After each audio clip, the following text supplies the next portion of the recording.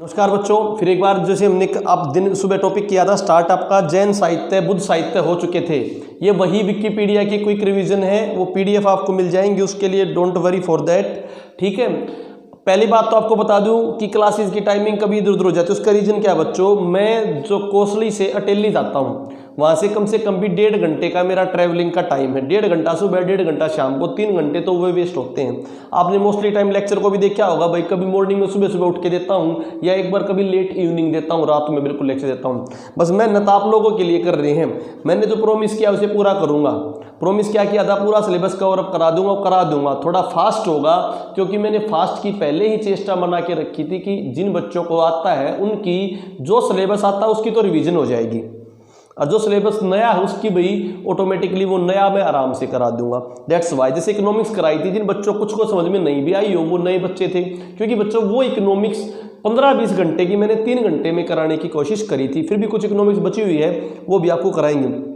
दूसरी बात, एक प्रॉमिस और करी थी भाई, वो प्रॉमिस थी जो बच्चे फर्स्ट आए थे उस फर्स्ट वाले को ट्रैक सूट और छोटों को मैंने टी शर्ट के लिए बोला था और चांदी के सिक्के बोला था। वो जल्द ही दिए जाएंगे क्योंकि मेरे पास टाइम नहीं लग रहा एक भी दिन का, क्योंकि मैंने उसी टाइम अनाउंस कर दिया और कोर्स स्टार्ट कर दिया। कोर्स के लिए 7 दिन सुबह शाम क्लास देनी पड़ती, पूरे टाइम किसी भी टाइम पर टाइम नहीं दिया। घर पे गए हुए मुझे 15-20 दिन हो चुके हैं। ठीक है, यहाँ पर ही रह रहा हूँ हॉस्टल में। तो अब उनको ट्रैक सूट भी दिए जाएंगे, सिक्के भी दिए जाएंगे। दोबारा बोल रहा हूँ, जिन जिनका टेस्ट में नाम अनाउंस हुआ था उनको मैं एक जगह पे बुलाऊंगा और उस दिन जो कोई बच्चा जिसकी जो भी प्रॉब्लम हो वो भी आ सकता है। ठीक है, मुझे पहले बता देना भाई कितने एक बच्चे जो आएंगे, ताकि मैं उन बच्चों के लिए भाई कुछ खाने का लंच, एक लंच करेंगे साथ में, उस लंच का अरेंजमेंट मैं कर दूँ। ठीक है बच्चों, हॉस्टल में तो वो है कि उन बच्चों को दिया जाएगा इनाम। एक डेट फिक्स कर दूंगा क्योंकि अभी पेपर जो 10 तारीख के राउंड चला गया, तो 1 महीना हमारे पास है, तो मैं बीच में बुला सकता हूँ भाई, जल्दी ही बुला लूँगा, हफ्ते के अंदर ही ही आप में से बुला लूँगा आप लोगों को। उन बच्चों को जरूर आना। उनके पास जो पर्सनल नोट्स हैं वो भी फोटोकॉपी करा सकते हो उस दिन आके। आप जितना ज़्यादा मटेरियल होगा उतना ज़्यादा मटेरियल लेके आ सकते हो। पर्सनल किसी की प्रॉब्लम हो सब्जेक्ट से रिगार्डिंग वो भी पूछ सकते हो। जैसे हिसार वाले बच्चों की पर्सनल प्रॉब्लम मैंने ली थी, और जो बच्चे रोहतक के, भिवानी के, पलवल के, उनकी पर्सनल प्रॉब्लम नहीं ले पाया था। ठीक है, और दूसरा, जब भी मैं स्पीड में पढ़ाता हूँ स्लिप ऑफ टंग भी हो सकती है। मैंने वीडियो भी बनाई थी 2 मिनट की। कोई भी, मैं उस बच्चे को लिए स्पेशल रिवार्ड भी है मेरे लिए। जो बच्चा भी कोई डाउट क्रिएट हो उस डाउट को लिखो, डाउट को व्हाट्सअप डाउट को लिखो, केडीटीवी सर के पास लिखो, राजेश के पास, या मैं उनसे बात करूंगा। अगर कोई व्हाट्सअप ग्रुप का प्रोविजन भी हो पाया तो वो भी बनाने की कोशिश करेंगे आप लोगों के साथ, ताकि उसमें क्या हो जाए भाई, आप अपना जो भी डाउट है वो उसमें लिख दो। सर आज ये पढ़ाया था, शायद ये आपसे गलत बोला गया है, इसका मतलब क्या है। जैसे मैंने सुबह वो डाउट बोले थे, बिल्कुल तीनों के तीनों डाउट क्लियर करके छोटी सी वीडियो बना दी थी, ताकि किसी बच्चे का कोई क्वेश्चन आंसर गलत ना हो, स्लिप ऑफ टंग की वजह से या लैक ऑफ इन्फॉर्मेशन की वजह से। ठीक है बच्चों, हम स्टार्ट करते हैं आगे अपना पॉइंट। हम मौर्य काल में आ चुके हैं। मौर्य काल भाई, अब मौर्य काल में बात करें तो मौर्य काल के समय क्या था हरियाणा में। देखो, मौर्य काल जो था दूर बिहार से लेकर मगध वहां तक था भाई। मगध से पहले पाटलिपुत्र उनकी राजधानी थी, तो वहां से लेकर तक्षशिला तक था, अफगानिस्तान तक था, तो ऑटोमेटिकली हरियाणा उसके अंतर्गत आता था। तो पेपर में पूछा था चंद्रगुप्त मौर्य के समय हरियाणा किसका भाग था, मौर्य वंश का ही भाग था। ठीक है, मौर्य वंश के अंतर्गत आया क्योंकि हरियाणा से तक्षशिला के जाने का रास्ता था, तो मौर्य साम्राज्य आता था। तो मौर्य काल के क्या साक्ष्य मिले अपने यहाँ पर, मौर्य काल के जो साक्ष्य मिले अपने यहाँ पर वो मिले टोपरा में, टोपरा अंबाड़ा में, टोपरा अंबाड़ा में।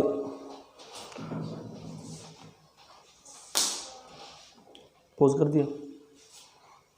तो बच्चों, मौर्य काल के जो साक्ष्य मिले हैं उसमें सबसे इंपॉर्टेंट साक्ष्य है टोपरा का अभिलेख। टोपरा ये अंबाड़ा नहीं है, टोपरा जो है ये रादौर क्या है, रादौर किसका है भाई, यमुनानगर में। तो रादौर खंड यमुनानगर में टोपरा का अभिलेख ये अशोक ने बनवाया था। किसने बनवाया था, सम्राट अशोक ने बनवाया था। इसके अंदर 7 अभिलेख पाए गए। कितने अभिलेख पाए गए हैं, 7 अभिलेख पाए गए हैं। ये कौन लेके आया था बच्चों, ये फिरोज शाह तुगलक दिल्ली लेकर गया था। फिरोज शाह तुगलक यहाँ से कालने के बच्चों दिल्ली लेकर गया था। सबसे पहले पढ़ा किसने था, जेम्स प्रिंसिप ने पढ़ाया था 1837 में। तो दिल्ली कौन लेके गया, फिरोज शाह तुगलक। टोपरा में बनवाया था किसने भाई, सम्राट अशोक ने। टोपरा कहाँ पर है, रादौर खंड यमुना नगर में। ठीक है बच्चों, कितने अभिलेख पाएगी इसके अंदर, 7 अभिलेख पाएगी। क्योंकि ये सम्राट अशोक की चक्रवर्ती के उसके बारे में पता लगा था, उसकी उपलब्धियों के बारे में। इस अभिलेख के अंदर एक छोटा अभिलेख और मेंशन है। वो अभिलेख किसका मेंशन है, वो विग्रहराज चतुर्थ। विग्रहराज चतुर्थ ये चौहान वंश का शासक था जिसने मलेच्छों को हराया था। किसको हराया था? मलेच्छों को। वो हिमालय पर्वत को पार करना चाहता था तो हिमालय में जो मलेच्छे रहते थे उनको हराया था, मलेच्छों को। तो इसमें दो का वर्णन, एक तो अशोक का वर्णन है, एक विग्रहराज चतुर्थ का वर्णन है जिन्होंने मलेच्छों को हराया था। इंपॉर्टेंट पॉइंट हो गया भाई। इसमें कुछ महात्मा बुद्ध के अवशेष भी मिले हैं। ये टोपरा अभिलेख किस धर्म के बारे में आ जाए तो महात्मा बुद्ध के बारे में। अगली बात मैं करूं, मौर्यकालीन अन्य अभिलेखों में मिला था आपका शुद्ध का अभिलेख। बच्चों शुद्ध का अभिलेख कहाँ पर मिला था? ये मिला था जगाधरी यमुनानगर में। इसमें क्या है, 12 खड़ी जो हिंदी भाषा की 12 खड़ी है उसका सबसे उत्तम प्रमाण या पहला प्रमाण, हिंदी भाषा की 12 खड़ी का सबसे उत्तम प्रमाण या पहला प्रमाण कहाँ पर है बच्चों? आपका शुद्ध जगाधरी यमुनानगर में। इसमें तख्ती पर एक बच्चे को लिखते हुए दिखाया गया है तख्ती पर, उसमें विसर्ग और जो अक्षर हैं उनको बारे में बताया गया है। तो 12 खड़ी का प्रमाण कहाँ पर? शुद्ध जगाधरी यमुनानगर। ये दोनों के दोनों जो लेख थे ब्राह्मी लिपि में थे। कौन सी लिपि में? ब्राह्मी में। कौन से? टोपरा और कौन सा? शुद्ध जगाधरी। इसके अलावा करनाल अभिलेख और मिला है। ये अपूर्ण अभिलेख है, पूर्ण इसकी जानकारी नहीं है, कहीं कहीं से मिटा हुआ है। और ये पस्तर अभिलेख है। पस्तर अभिलेख मीन्स पत्थर पे मिला है। किस पे मिला है? पत्थर पे मिला है, पूर्ण अभिलेख नहीं है, कहीं कहीं से मिटा हुआ है। ये थे मौर्य काल के टाइम पर जो पाए गए कुछ अभिलेख। इसके बाद मौर्योत्तर काल। मौर्य में जो आपका चंद्रगुप्त मौर्य ने मौर्य वंश की स्थापना की भाई। इसके बाद जो आपके अलग अलग राज्यों में मुख्य राजा आपका कौन हुआ? सम्राट अशोक हुआ। जो लास्ट शासक था मौर्य का वो था बच्चों वृद्धदत्त। उसकी मृत्यु कब हुई? 185 BC। 185 BC। किसने की? पुष्यभीति शुंग ने की। ये पुष्यभीति वो अलग है, ये शुंग है। क्या है? शुंग ने की।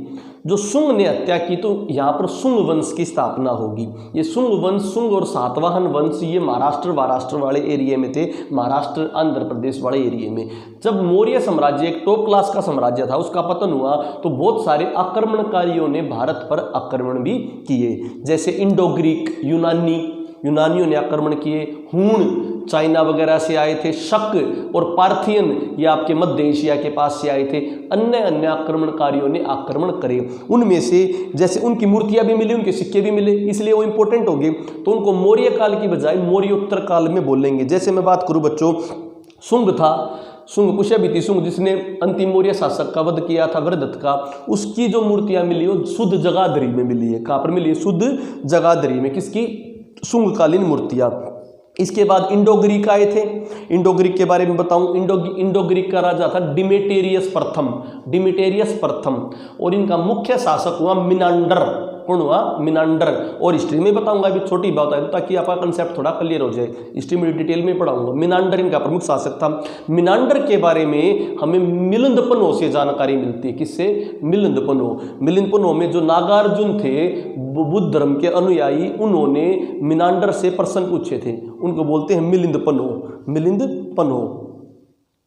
ठीक है बच्चों, ये बहुत इंपॉर्टेंट पॉइंट मैंने बताया मिनांडर के बारे में। मिलिंदपनो, नागसेन और नागार्जुन बोला नागसेन और वही श्रीपोटंग नागसेन में मिनांडर की बातों का वर्णन है मिलिंदपनो में। ठीक है, इंडो ग्रीक। इसके बाद मैं बात बताऊँ बच्चों, शक आए। शक्कों के प्रसिद्ध राजा थे रुद्रामन। कौन शक्कों के प्रसिद्ध राजा? रुद्रामन। ठीक है, रुद्रामन और शक्कों को किसने हराया था? उज्जैन के राजा वीर विक्रमादित्य ने। किसने हराया था? उज्जैन के राजा वीर विक्रमादित्य ने। कब हराया भाई? 58 BC में। तभी उन्होंने क्या चलाया था? तभी उन्होंने यहाँ पर विक्रम संवत चलाई थी। और विक्रम संवत किस पर आधारित थी? चंद्रमा पर आधारित थी। ठीक है बच्चों, बाद में उसमें कौन आया? कुषाण वंश। कुषाण वंश के शासकों में इंपॉर्टेंट कौन हुआ? कनिष्क। कौन हुआ? कनिष्क। कनिष्क ने यहाँ के राजाओं को हराया था और तब कनिष्क ने शक संवत चलाई थी। शक संवत किस पर आधारित है? सूर्य पर आधारित है। और शक कैलेंडर ही अपना राष्ट्रीय पंचांग है। शक कैलेंडर अपना क्या है? राष्ट्रीय पंचांग है। वो 78 AD, वो था 58 BC, ये 78 AD। बात समझ आ गई नहीं आ गई? AD after death of Jesus Christ, BC before death of Jesus Christ. बात समझ आ गई नहीं आ गई? तो शक कैलेंडर, शक में कौन सा राजा? कनिष्क। कनिष्क के टाइम पर ही रेशम सिल्क मार्ग होता था। कौन सा मार्ग? रेशम सिल्क मार्ग। किसके समय पर? कनिष्क के समय पर। तो शकों का प्रसिद्ध राजा कौन हो? कनिष्क। ये वही कनिष्क है जिसने योद्धे, कुणिद, अर्जुनायन सारे गणराज्यों को इकट्ठा करके मिलके हराया था। क्लियर आ गई बात? सुनने भारत का राष्ट्रीय पंचांग वाली बात। अब मैं बात करता हूं तो इंडो ग्रीक सिक्के कहाँ मिले? इंडो ग्रीक सिक्के मिले खोखराकोट, रोहतक में। कहाँ पर बच्चों? खोखराकोट, रोहतक। इससे पहले शुंग आए थे। शुंग कालीन मूर्तियां कहाँ मिली? शुद्ध जगाधरी। और इंडो ग्रीक जिनका राजा मिनांडर था उनके सिक्के कहाँ मिले? खोखराकोट, रोहतक व नौरंगाबाद, भिवानी।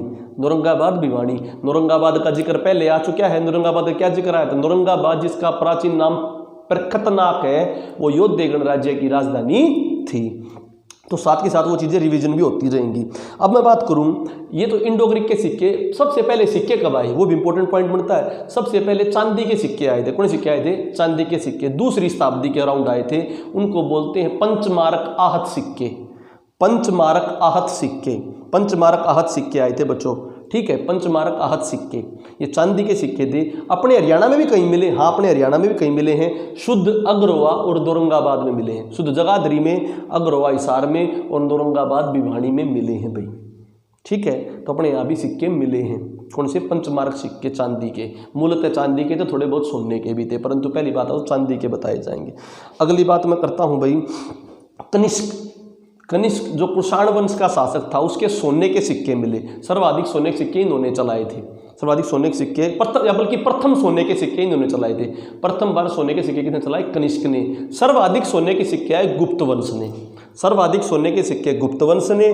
प्रथम सोने के सिक्के कनिष्क कुषाण वंश वाले ने।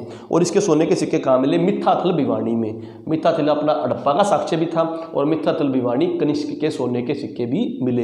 इंडो ग्रीक के कहाँ मिले थे? खोखराकोट, रोहतक और औरंगाबाद, भिवानी। शुंगकालीन मूर्तियाँ बताई थी मैंने, शुद्ध जगाधरी। इस तरह याद हो जाएंगे पूरे। कुषाण कालीन मूर्तियां, कनिष्क के सिक्के तो कहाँ मिले? सोने के कहाँ? मिथ्याथल। परंतु कुषाण कालीन मूर्तियां हैं वो रोहतक से मिली। कहाँ से मिली बच्चों? रोहतक से मिली, ठीक है। इसके बाद कुषाण काली शैली का द्वार स्तंभ, मतलब आसपास कहाँ फैला हुआ था? कुषाण काल शैली का द्वार स्तंभ भी कहाँ पर मिला बच्चों? रोहतक में, ठीक है। उसकी मूर्तियां बोलो या द्वार स्तंभ बोलो कहाँ पर? रोहतक। परंतु उसके सिक्के बोलो तो अरबी भी सोने के कहाँ पर? मिथ्याथल, भिवानी, ठीक है बच्चों।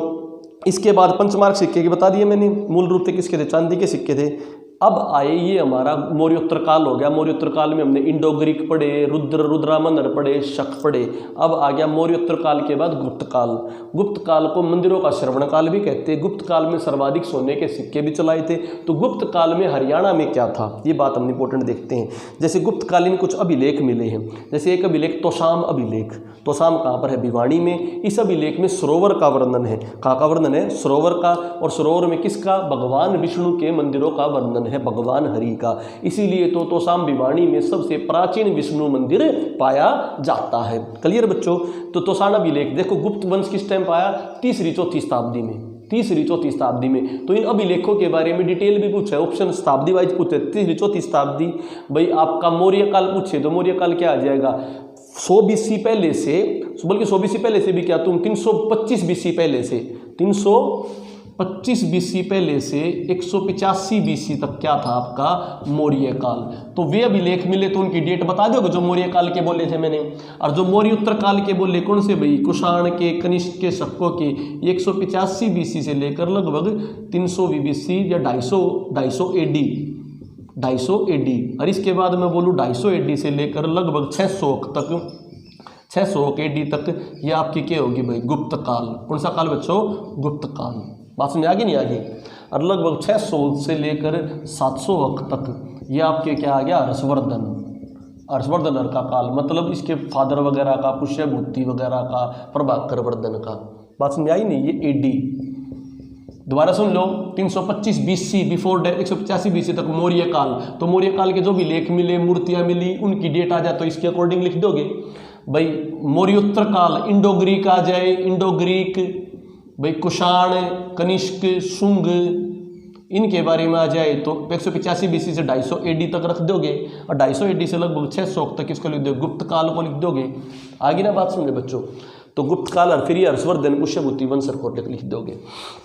ठीक है, तो इंपॉर्टेंट पॉइंट लिख लिया भाई सब ने, ये इसको मैं रब कर देता हूँ, लिख लिया होगा सबने। 385 मौर्योत्तर काल, इंडो ग्रीक, चल रोक के अपना स्क्रीनशॉट ले लो कैसे भी, ठीक है।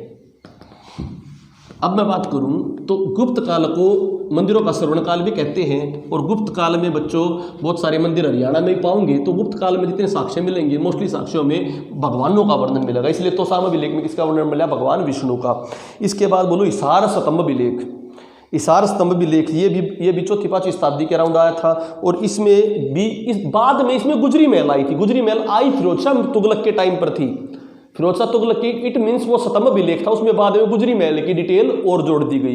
ये भी भगवान विष्णु से संबंधित था, और इसमें बच्चों 8 अभिलेख हैं। कितने अभिलेख हैं, 8। इससे पहले 7 अभिलेख किसमें आए थे, मौर्य काल के समय टोपरा अभिलेख में।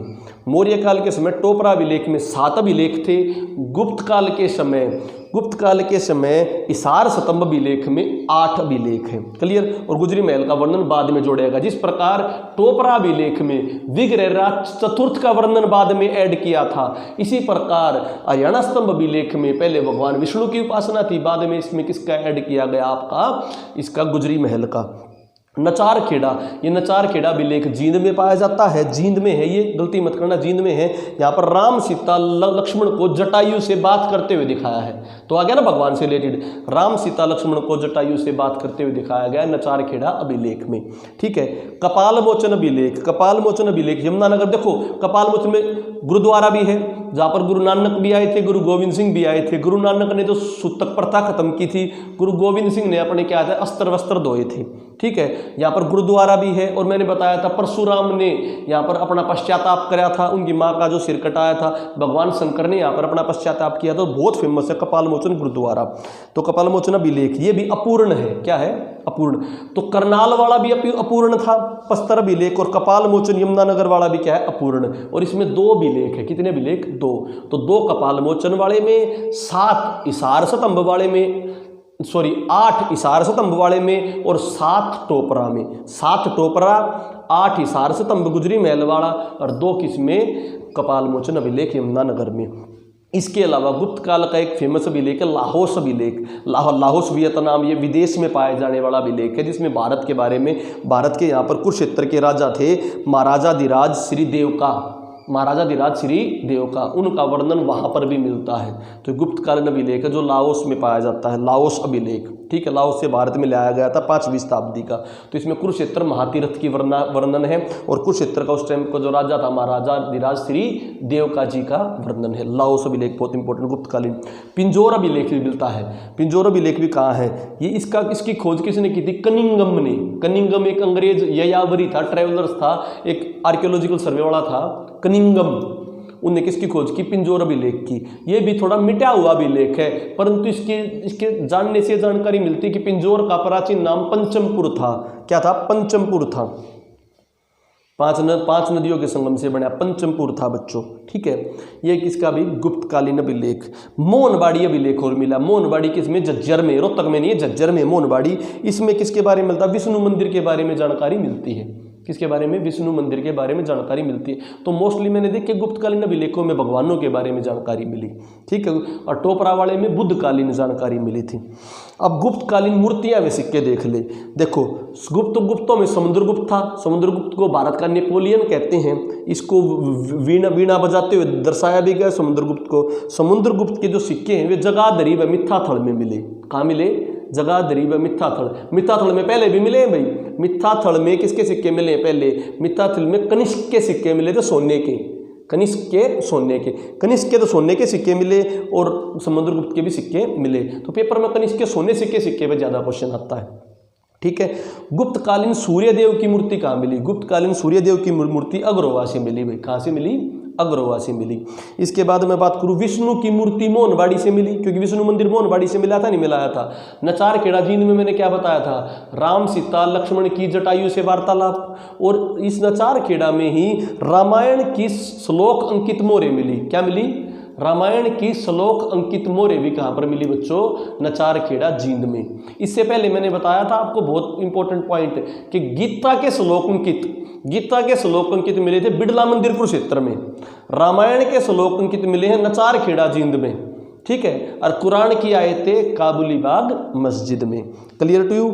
शेष सैया पर लेटे हुए विष्णु, शेष सैया पर लेटे हुए विष्णु, फाजलीपुर सोनीपत, फाजलीपुर सोनीपत। तो भगवानों से रिलेटेड किसमें मिले? गुप्त कालीन में। ठीक है बच्चों।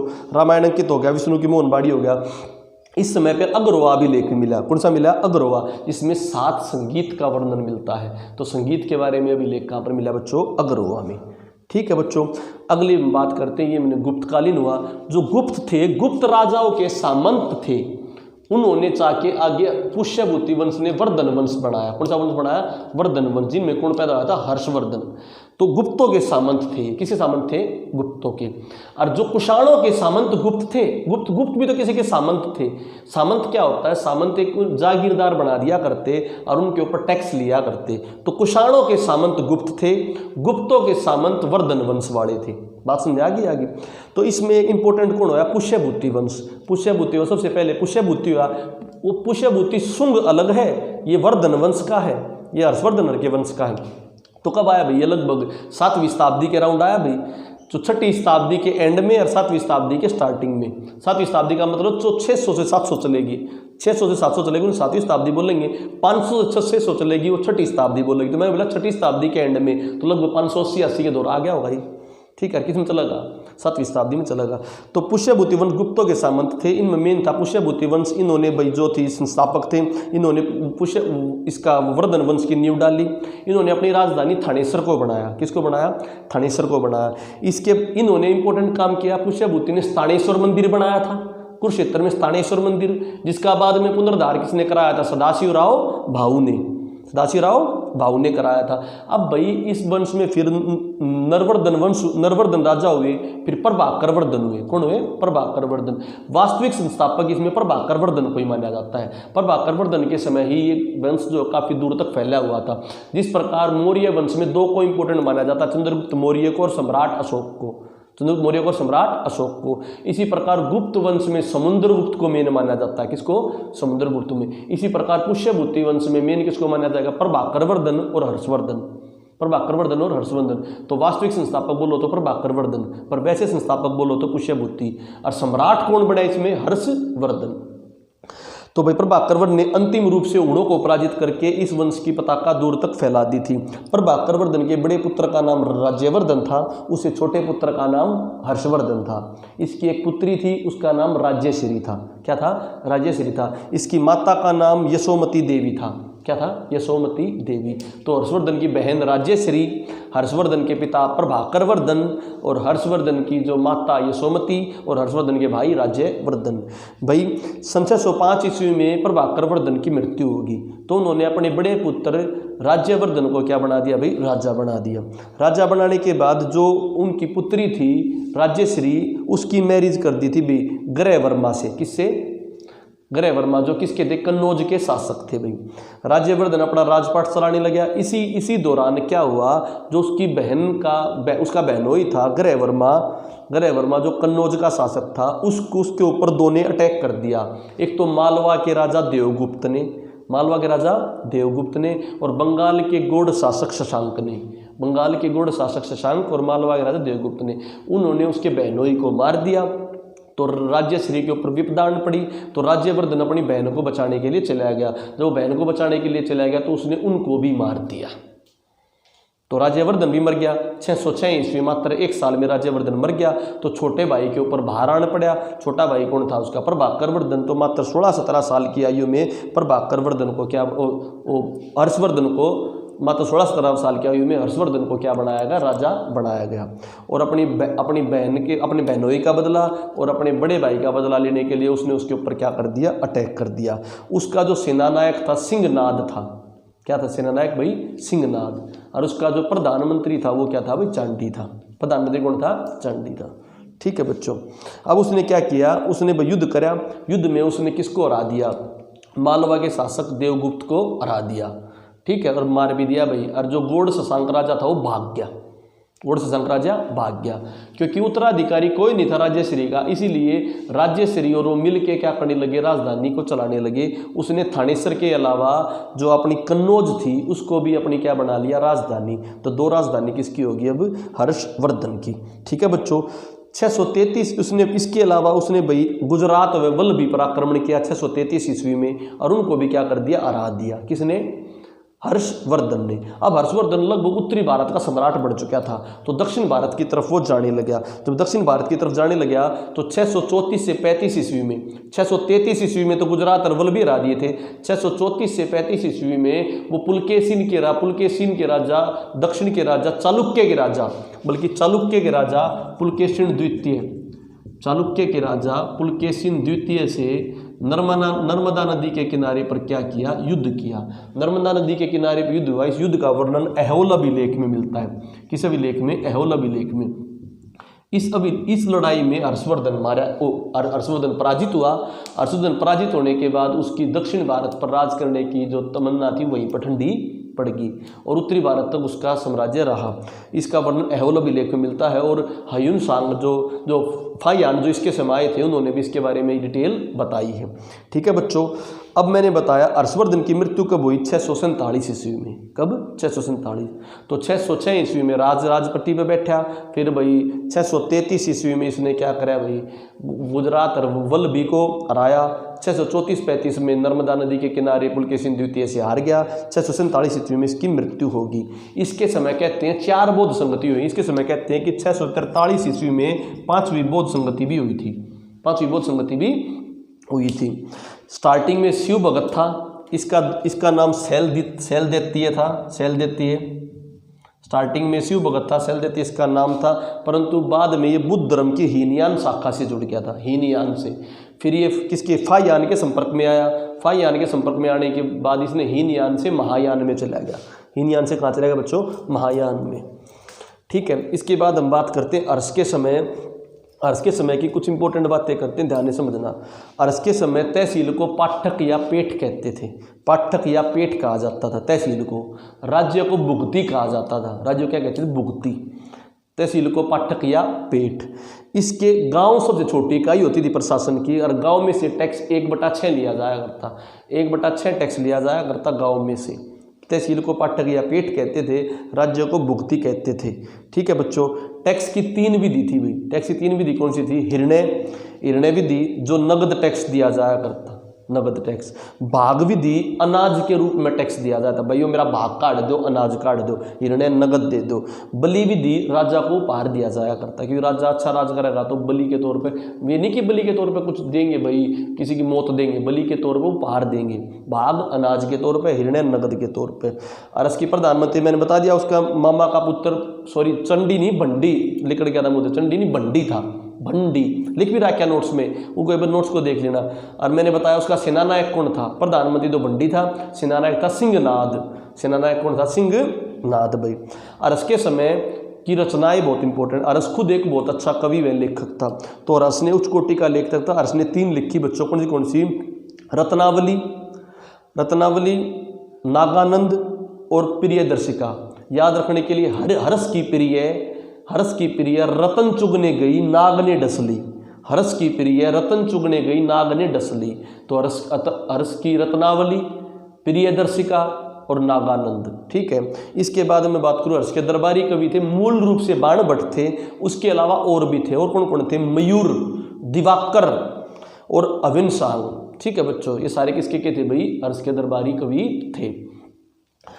क्लियर होगी बच्चों बात। इसके बाद हम बात करते हैं, हम हर्षचरित्र, बाणभट्ट ने हर्षचरित्र की रचना की थी।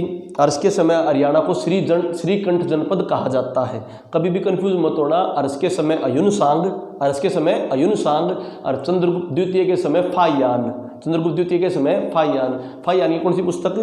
फा के की। कौन सी पुस्तक बच्चों? फा के की। और अयुनसांग की CU की। अयुनसांग की CU की। कभी आगे पीछे कुछ लिखवाया जाता उसको देख लियो। ठीक है, अयुनसांग की CU की। अयुनसांग से हर्षवर्धन, फाहियान से चंद्रगुप्त द्वितीय। तेज पढ़ाने में कई बार ये स्लिप ऑफ टंग हो जाता है, अपना ध्यान से देख लेना। हर्षवर्धन के समय बाणभट्ट ने जो हर्षचरित्र लिखी थी उसमें श्रीकंठ जनपद इसको कहा गया। ठीक है बच्चों, इसके बाद हम बात करते हैं, हर्ष के दरबार में अयुनसांग आया था। अयुनसांग को क्या कहते हैं? पश्चिमी जगत का वृत्तांत। इसने जो पुस्तक लिखी CU की, इसको क्या कहते हैं? पश्चिमी जगत का वृत्तांत। ठीक है बच्चों, ये 634 से 644 ईस्वी के अकॉर्डिंग आया था, 634 से 644 ईस्वी के अकॉर्डिंग आया था। अरस की जो तांबे की मुद्रा मिली थी, किसकी? तांबे की। कहाँ मिली थी? ये सोनीपत में। अरस की ताम्रकालीन जो मुद्राएं थी कहाँ पर मिली? ताम्रकालीन सिक्के बोलो, ताम्रकालीन मुद्राएं बोलो, कहाँ पर? सोनीपत में। फिर भाई अरस के बाद क्या होया हरियाणा का, वो और समझो। अरस के बाद का हरियाणा, देखो अरस सम्राट था, सम्राट होने के बाद 2-3 वंश आगे थे। एक तो प्रतिहार था, कौन सा बच्चों? प्रतिहार, राष्ट्रकूट, पाल, पल्लव भी बोलते हैं इसको।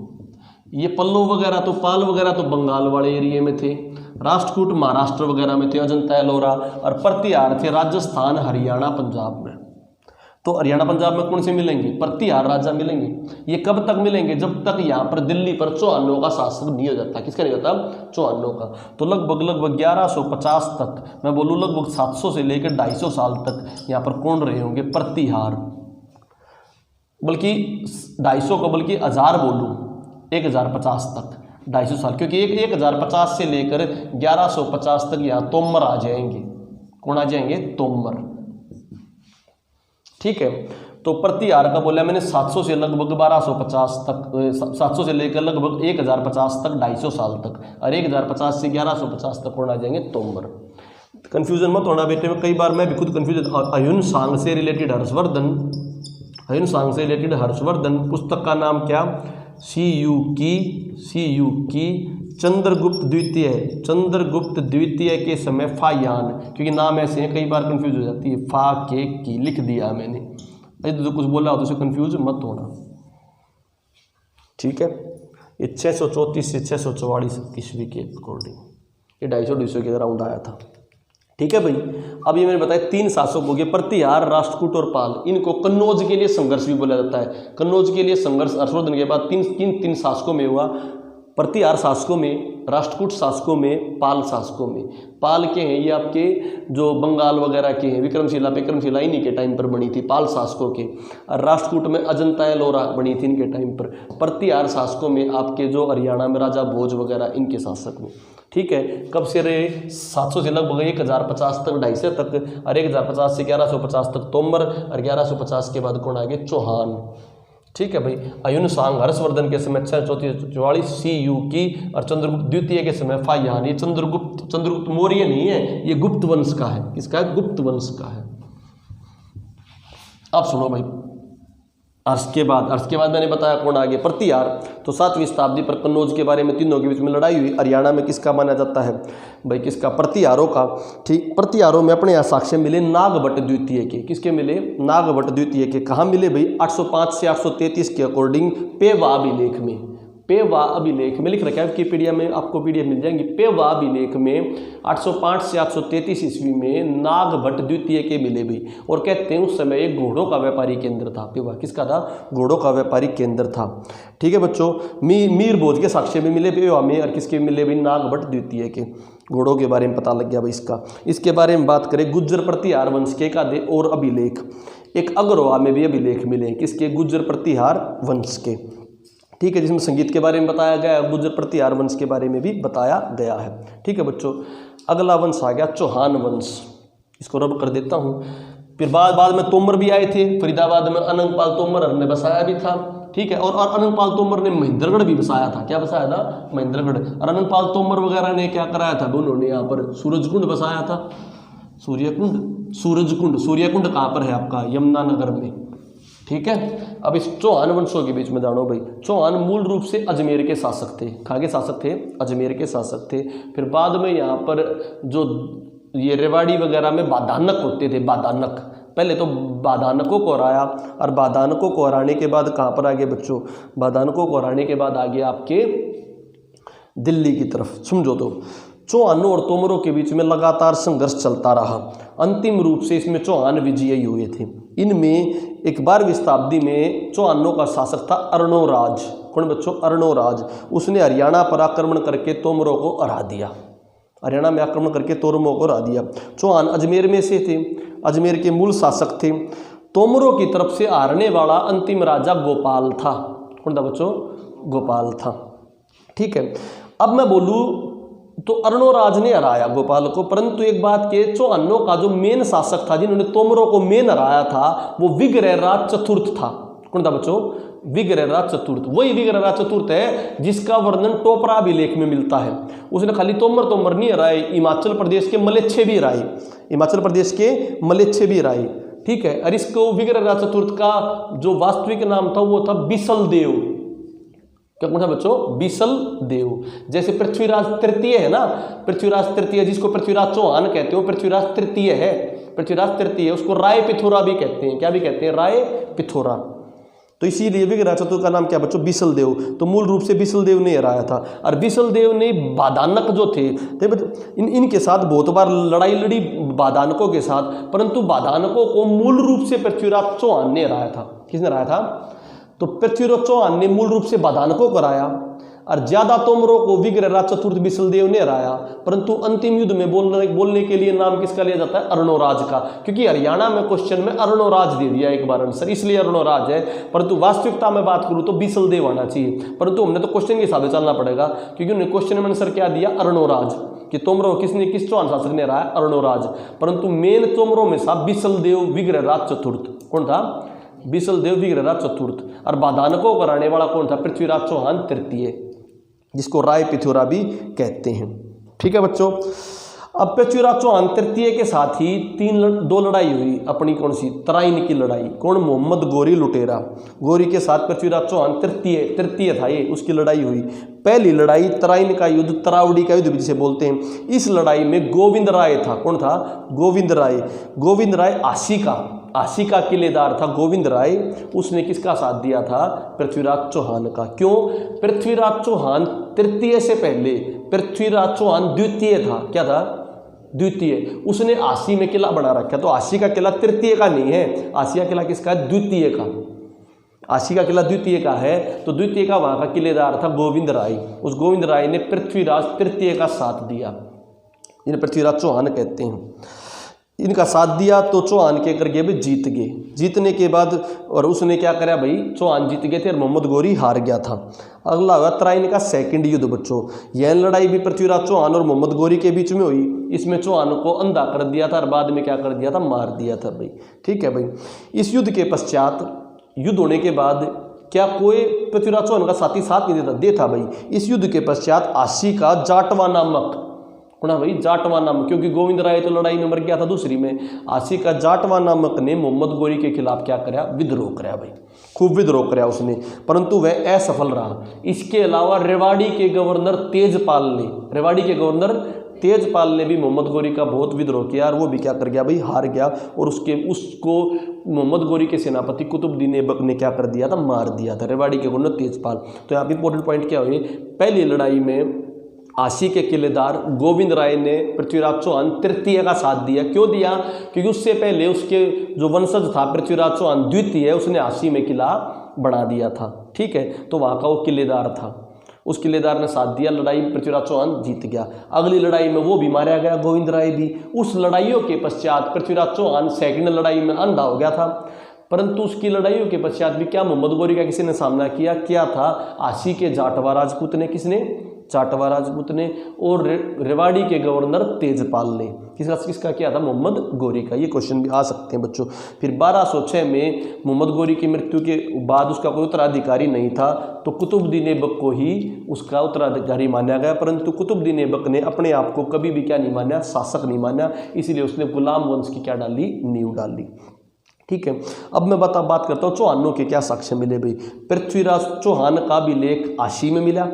आशी में उसका असीगढ़ का किला भी। पृथ्वीराज चौहान द्वितीय है, ये द्वितीय है। पृथ्वीराज चौहान तृतीय अलग है, जिसको चंद्रबरदाई ने, जो संयोगिता वाला प्रकरण है या लड़ाई लड़ने वाला, पृथ्वीराज चौहान तृतीय है। शबद भेदी बाण चलाने वाला, जिसके ऊपर मूवी आओगी, अक्षय कुमार बनेगा, वो तृतीय है बच्चों।